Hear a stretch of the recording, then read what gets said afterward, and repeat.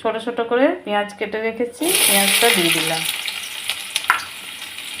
পেঁয়াজ হালকা লাল করে ভেজে নিয়েছি, ঢেঁড়স কেটে ধুয়ে রেখেছি, এরপর দিয়ে দিলাম। একটু ভেজে নেব। লঙ্কার গুঁড়ো দিয়েছি, হলুদ গুঁড়ো দিয়েছি, অল্প একটু মিষ্টি দিয়েছি, পরিমাণ মতো লবণ দিলাম।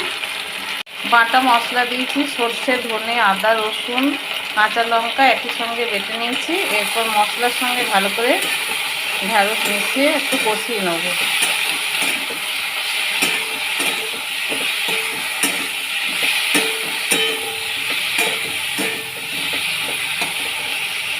মশলার কোটে একটু জল নিয়েছি, জলটা দিয়ে দিলাম।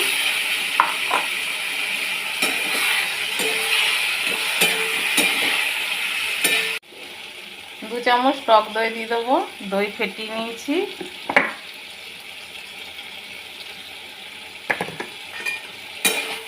ভালো করে নাড়াচাড়া করে পরিমাণ মতো জল দিয়ে দেবো রান্নাটা হওয়ার জন্য।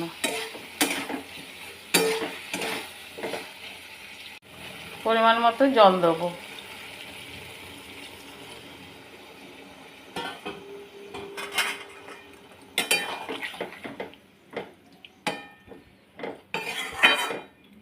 এরপর ঢাকা চাপা দিয়ে দেবো রান্নাটা হওয়ার জন্য। দুটো কাঁচা পাকা লঙ্কা দিয়ে দিলাম। রেডি হয়ে গেছে ঢেঁড়স পাতুরি। এরপর নামিয়ে নেব। ঢেঁড়সের একই রকম রেসিপি, ভালো না লাগলে এইভাবে বানিয়ে নিলাম ঢেঁড়স পাতুরি।